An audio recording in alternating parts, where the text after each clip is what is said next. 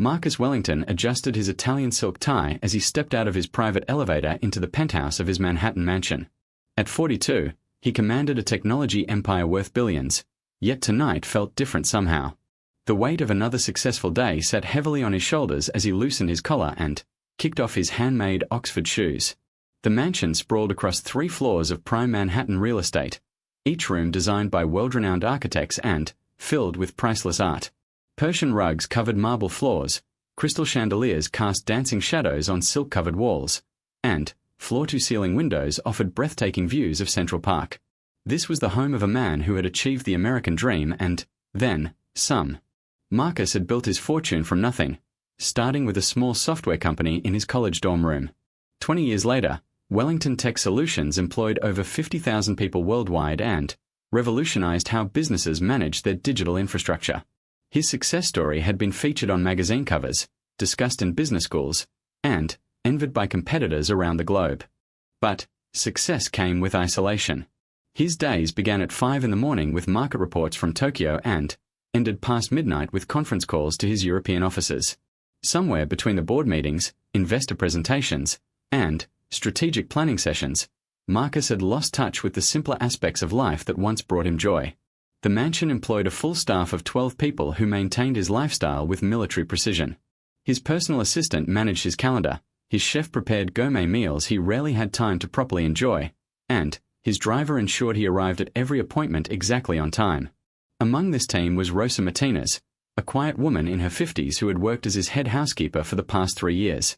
Rosa arrived every morning at 7 and left after dinner, ensuring every corner of the mansion remained spotless. She was efficient, professional, and nearly invisible. Marcus knew her name, appreciated her work ethic, but had probably spoken directly to her fewer than a dozen times. She was simply part of the machinery that kept his world running smoothly. This particular Tuesday had been especially demanding. A major client in Singapore threatened to cancel a multi-million-dollar contract due to security concerns with a new software update. Marcus spent 14 hours on the phone with technical teams, legal advisors, and nervous investors before finally resolving the crisis. By the time he returned home, he felt drained both mentally and physically.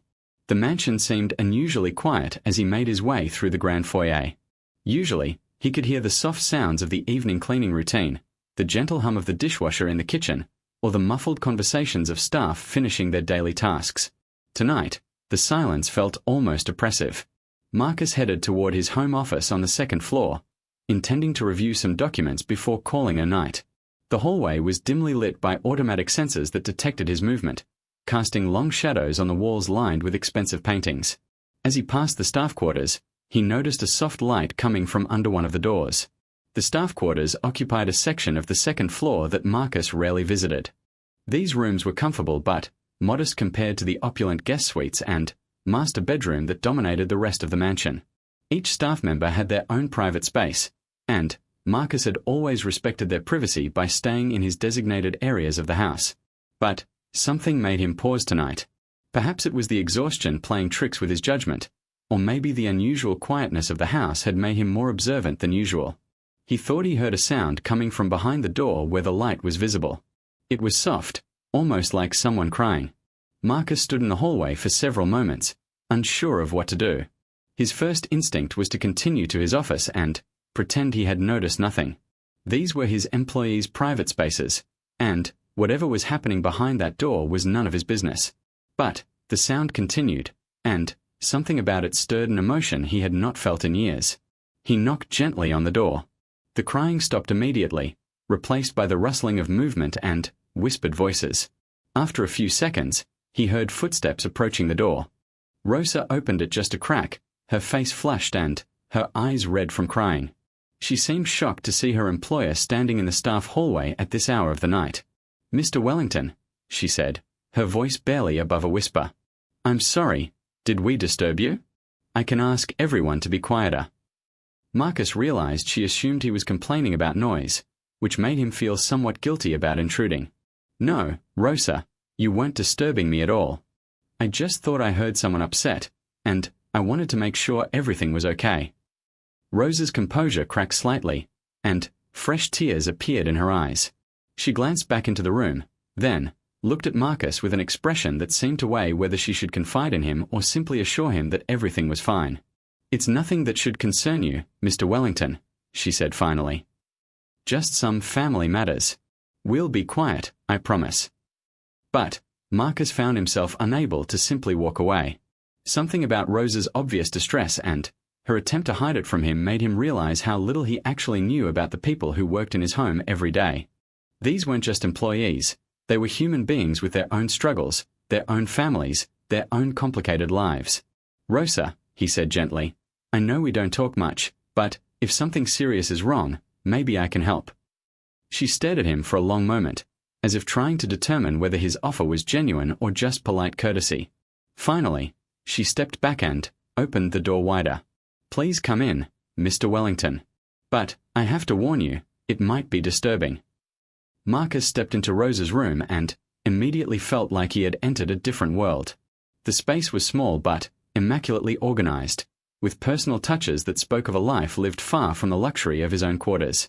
Family photos covered one wall, showing Rosa with various relatives at birthdays, graduations, and holiday celebrations.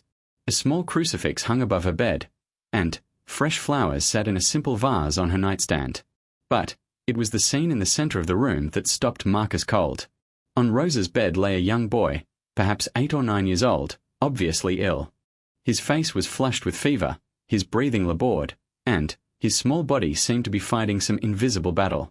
Sitting beside him was a teenage girl, probably 15 or 16, who had been crying and holding the boy's hand. "This is my grandson, Miguel," Rosa said quietly. "And my granddaughter, Sophia. They've been staying with me this week while their mother is in the hospital." Marcus felt his throat tighten. "What's wrong with him?" Rosa's voice broke as she answered. "The doctors say he has pneumonia, but it's getting worse instead of better. The antibiotics aren't working, and they want to admit him to the hospital for stronger treatment. But we don't have insurance that covers the specialist care he needs." Sophia looked up at Marcus with eyes that held a mixture of fear and desperate hope. "Are you the man my grandmother works for?" she asked in a small voice. "Yes," Marcus replied, kneeling down beside the bed to get closer to Miguel's eye level. The boy's breathing was indeed labored, and his skin felt hot even from a distance. This child was seriously ill. "How long has he been like this?" Marcus asked. 3 days now," Rosa answered. "He seemed to be getting better yesterday, but tonight his fever spiked again and his breathing got worse.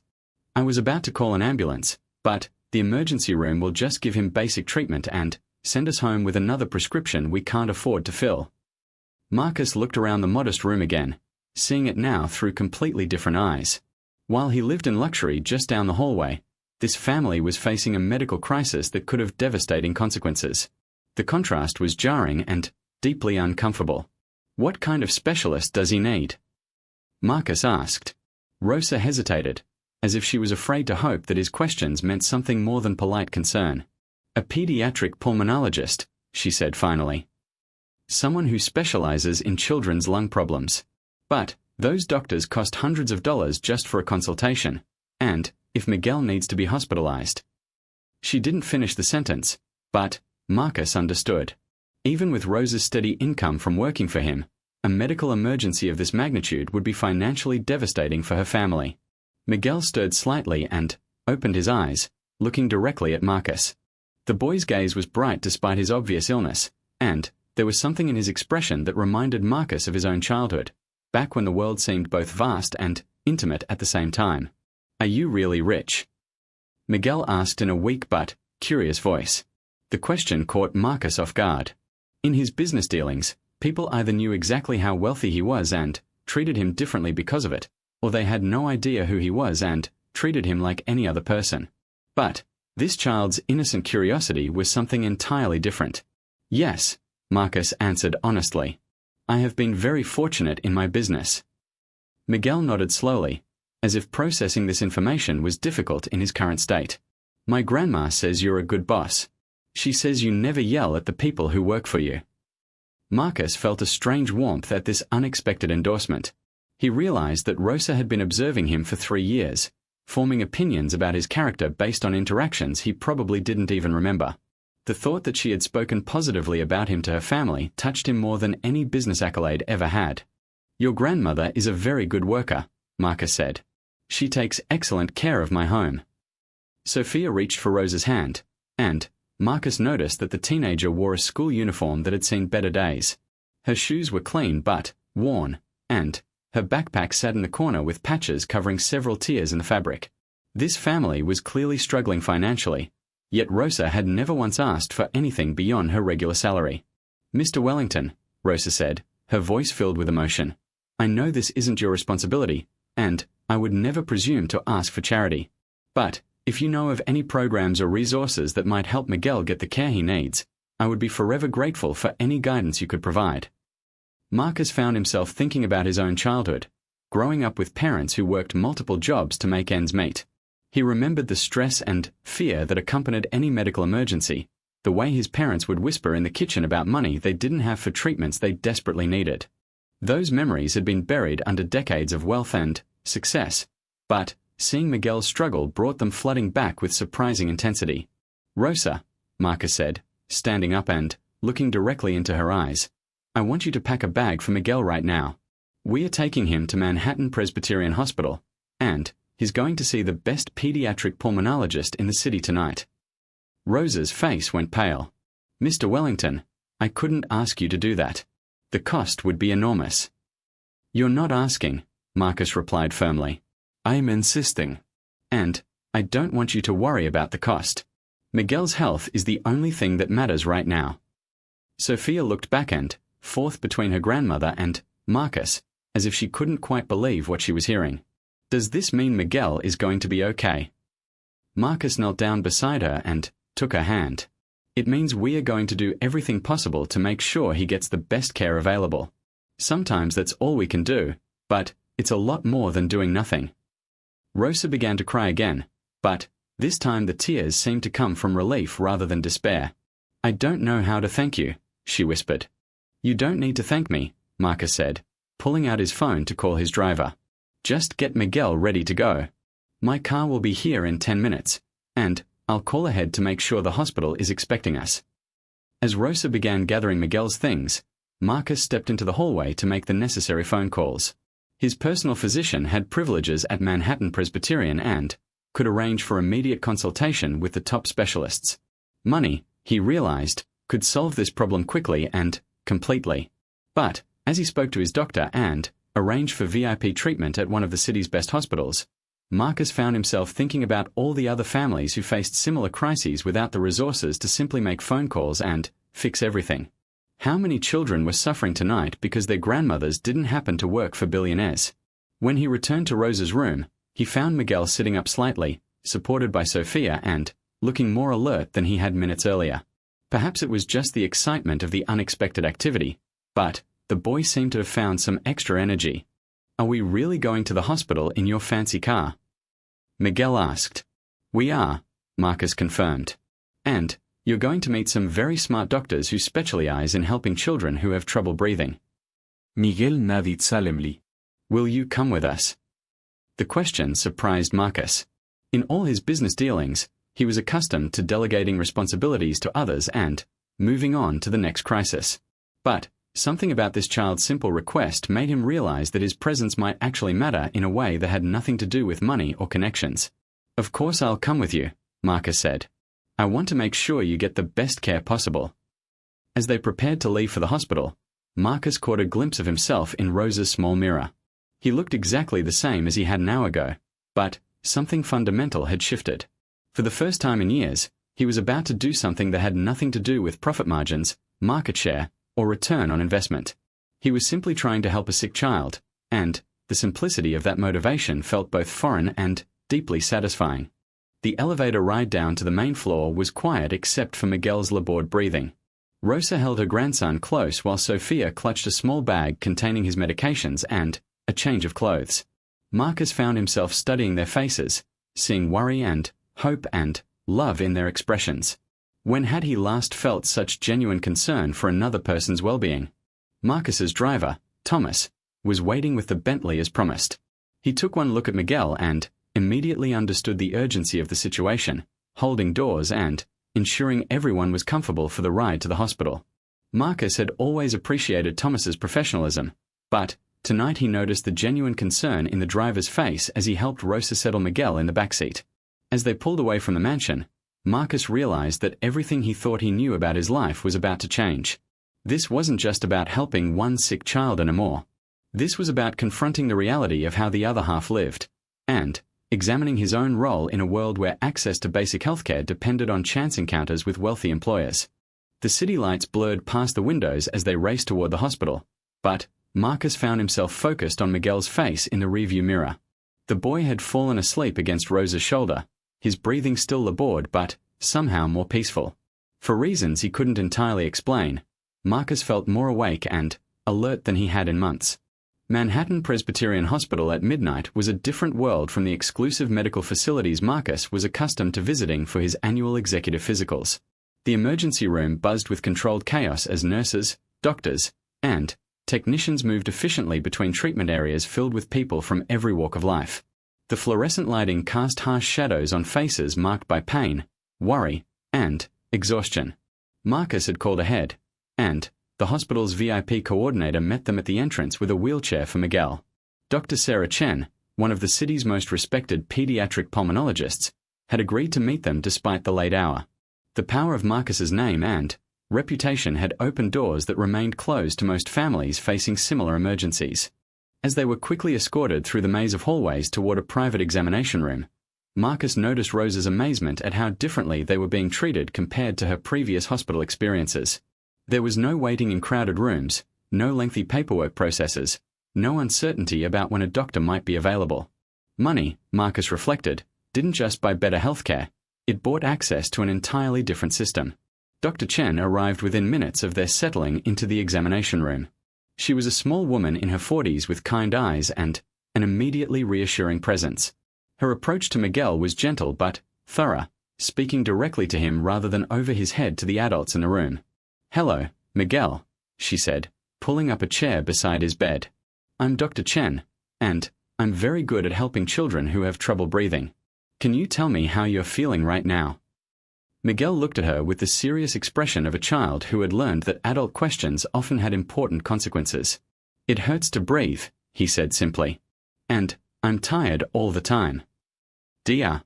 Chen nodded and began her examination, listening to Miguel's chest with a stethoscope while explaining each step of the process to him in terms he could understand.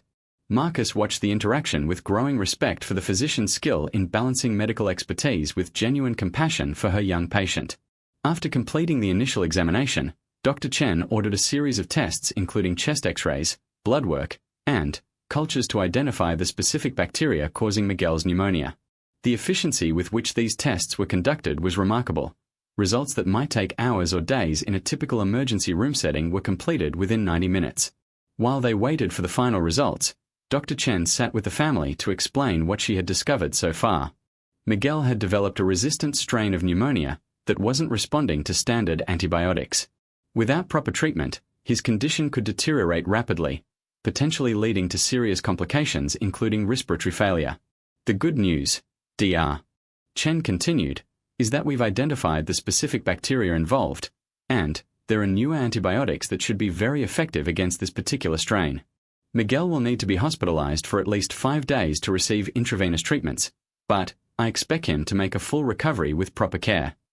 Rosa's relief was visible, but Marcus could see her mind already calculating costs that would be devastating for her family's finances.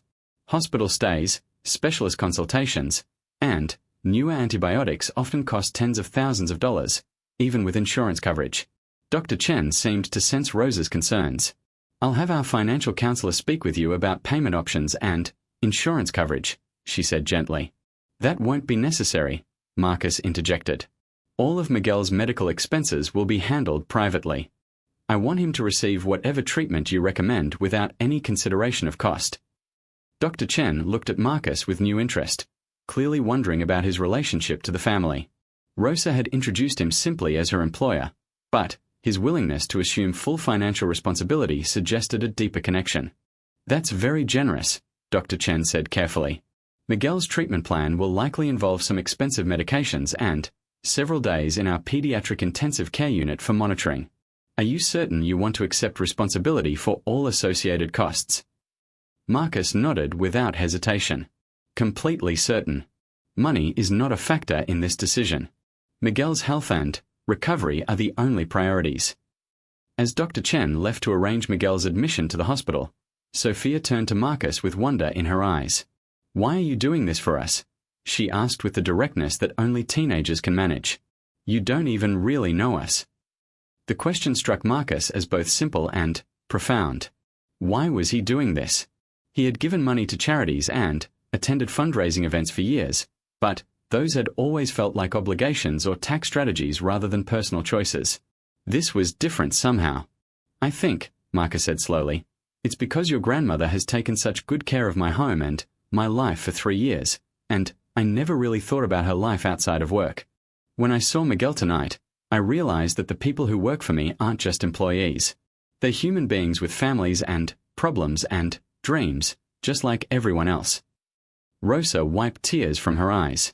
"Mr. Wellington, you don't owe us anything beyond the salary you pay me. I've always been grateful for the job, and I've never expected anything more."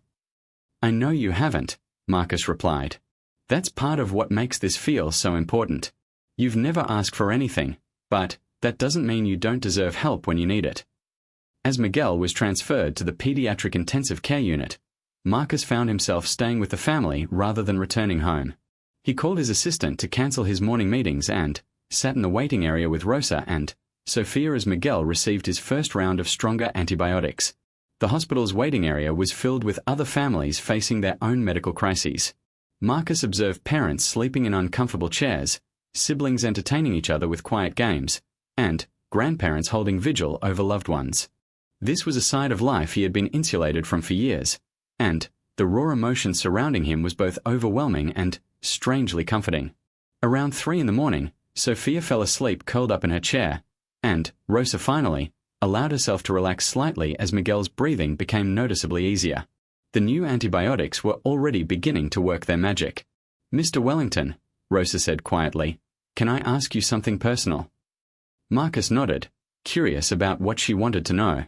"Do you have children of your own?" The question hit Marcus harder than he expected. "No," he said after a moment. "I was married once, but we divorced 6 years ago. We never had children.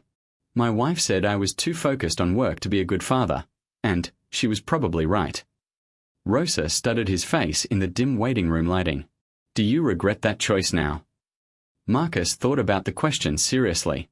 "I used to think children would be a distraction from building my business. Tonight, watching you with Miguel and Sophia, I'm beginning to think I might have had my priorities completely backwards." "It's not too late," Rosa said gently. "You're still young, and you clearly have room in your heart for caring about children." Marcus looked at Sophia sleeping peacefully despite the uncomfortable hospital chair and thought about Miguel fighting pneumonia just rooms away. "I don't know if I'd be any good at it," he admitted. "I've spent so many years focused on profits and productivity that I'm not sure I remember how to just care about someone without calculating the return on investment." "Caring isn't something you have to learn," Rosa replied.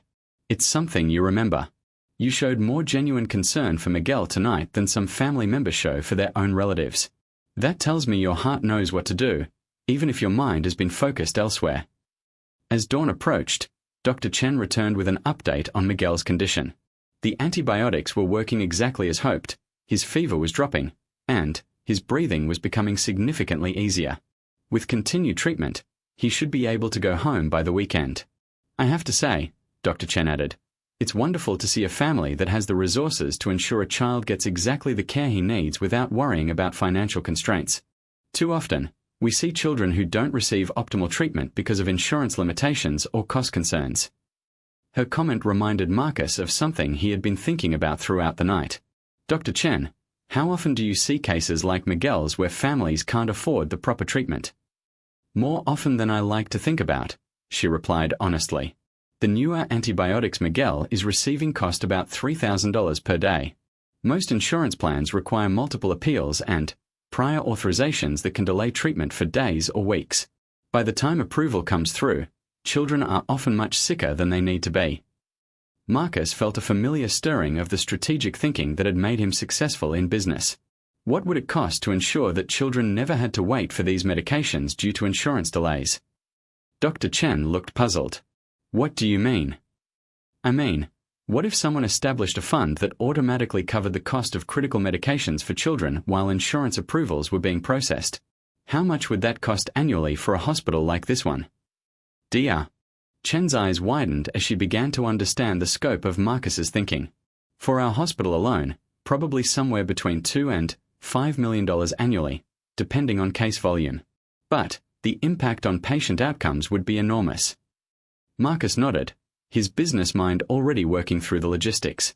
And if someone wanted to expand that program to other hospitals throughout the city, you'd probably be looking at $50 to $75 million annually, Dr. Chen said, her voice filled with growing excitement. But, Mr. Wellington, are you seriously considering funding something like that? Before Marcus could answer, Sophia stirred in her chair and opened her eyes. She looked around the waiting room, momentarily confused about where she was, then remembered the events of the night. How is Miguel? She asked immediately. Much better, Rosa assured her. The new medicine is working, and Dr. Chen says he should be able to come home in a few days. Sophia looked at Marcus with the kind of gratitude that only children can express purely. Thank you for helping us, she said simply. Looking at Sophia's face, Marcus felt something shift in his understanding of what success actually meant. All his life, he had measured achievement in terms of revenue growth, market domination, and personal wealth accumulation. But, sitting in this hospital waiting room, he realized that the most satisfying thing he had done in years was simply ensuring that one sick child received proper medical care. Sophia, he said, can I ask you what you want to do when you grow up? She smiled for the first time since he had met her. I want to be a doctor like Dr. Chen. I want to help sick children get better. That's a wonderful goal, Marcus replied. What's your favorite subject in school? Science and math, Sophia said proudly. I get really good grades, and my teachers say I'm smart enough to get into college if I work hard. Marcus felt his throat tighten slightly. Here was a bright, motivated teenager with big dreams and the intelligence to achieve them, but he could see from her worn clothes and Rosa's financial struggles that college would be a major challenge for their family. Sophia, he said carefully, how would you like to have a college scholarship that covers all your expenses if you keep getting good grades and decide to study medicine? Sophia stared at him in shock. Are you serious? Completely serious, Marcus confirmed. I think the world needs more doctors like Dr. Chen, and I'd be honored to help you become one of them. Rosa began crying again, but Marcus could see these were tears of joy and disbelief rather than distress. Mr. Wellington, you can't keep doing things like this for us. It's too much. Rosa, Marcus said firmly, I've spent 20 years building a fortune that's larger than I could spend in 10 lifetimes. If I can't use some of that money to help a brilliant girl become a doctor and ensure that sick children get proper medical care, then what's the point of having it? Dr. Chen had been listening to this conversation with growing amazement. Mr. Wellington, if you're serious about establishing a medical fund for children, I'd love to discuss the details with you. This could literally save lives. Marcus pulled out his phone and scrolled through his contacts until he found his attorney's number. Dr. Chen, I'm going to have my lawyer call you tomorrow to discuss setting up a foundation that ensures no child in New York City ever has to wait for critical medical care due to insurance delays. Rosa, I want you to give me Sophia's school information so we can establish a college scholarship fund. As the sun rose over Manhattan, casting golden light through the hospital windows, Marcus felt more energized and purposeful than he had in years.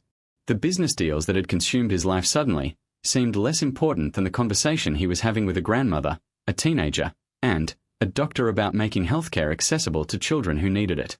Miguel was moved to a regular pediatric room that morning, and Marcus finally went home to shower and change clothes. But as he stood in his marble bathroom, surrounded by luxury that had once seemed essential, he found himself thinking about Rosa's modest room and Sophia's dreams of medical school. For the first time since building his fortune, Marcus Wellington was beginning to understand the difference between being wealthy and being rich in the ways that actually mattered. And that understanding would change not only his life, but the lives of thousands of children who would never know his name but would benefit from the simple act of compassion that began with accidentally walking into his housekeeper's room. 3 weeks after Miguel's recovery, Marcus Wellington found himself fundamentally questioning every aspect of his carefully constructed life. The experience at the hospital had opened a door in his consciousness that refused to close, and, the more he learned about the lives of the people around him, the more uncomfortable he became with his previous indifference to their struggles. Rosa had returned to work the Monday after Miguel came home from the hospital, but their relationship had shifted dramatically. Where once she had been nearly invisible to him, moving efficiently through his home without drawing attention to herself, Marcus now found himself genuinely interested in her thoughts, her family, and her observations about the world. She possessed a wisdom born from decades of struggle that his elite education and business success had never provided. During their first real conversation after the hospital experience, Rosa had shared stories about the other families in her neighborhood who faced similar medical crises without the safety net that Marcus had provided.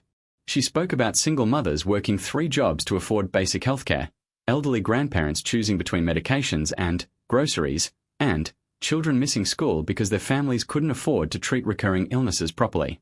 "Mr. Wellington," Rosa had said while preparing his breakfast, "what you did for Miguel was a miracle for our family. But every day I see other children who need the same kind of help, and there's no one there to provide it." Her words haunted Marcus as he went through his daily business routines.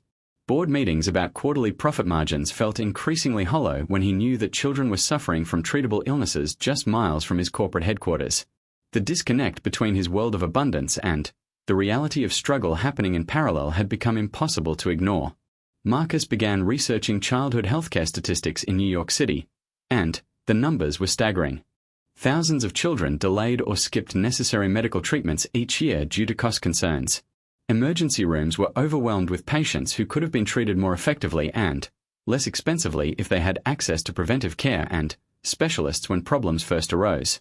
Dr. Chen had been as good as a word about helping establish the medical fund Marcus had proposed. His legal team had worked with her to create the Wellington Children's Medical Foundation, which would provide immediate funding for critical treatments while insurance approvals were processed. The foundation launched with an initial endowment of $50 million and had already begun helping children at 3 major hospitals throughout the city.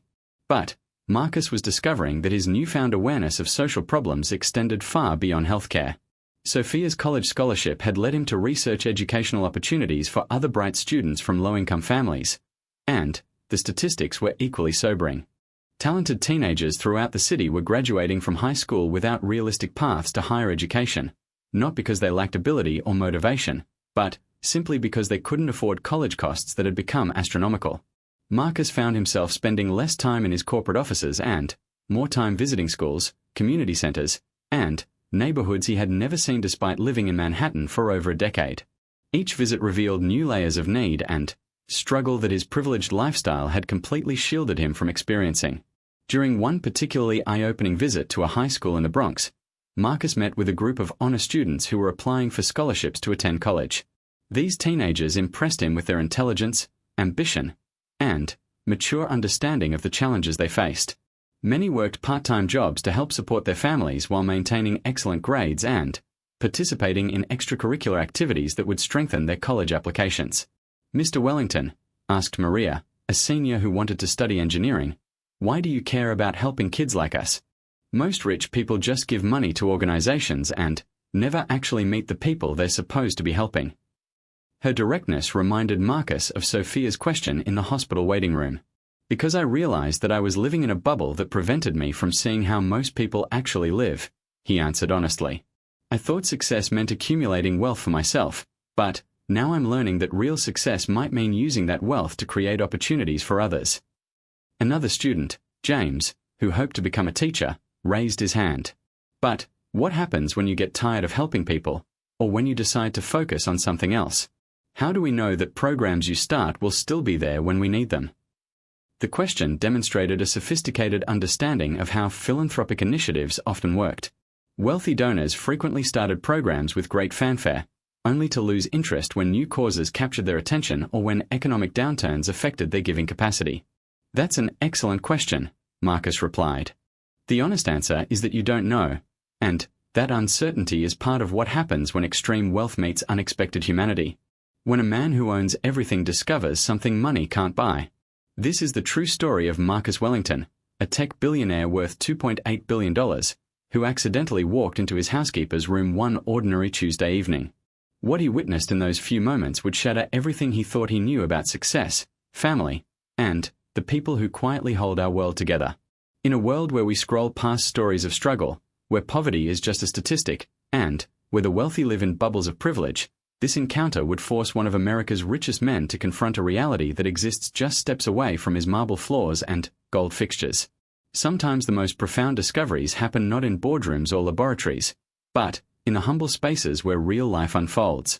Get ready for a story that will make you question everything you think you know about wealth, worth, and what truly matters in life.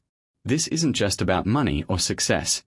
This is about the moment when one man's accidental glimpse behind the scenes changed not just his life, but the lives of everyone around him in ways no one could have predicted. What Marcus saw that night would haunt him, inspire him, and ultimately transform him from a man who had everything into someone who finally understood what it meant to truly live.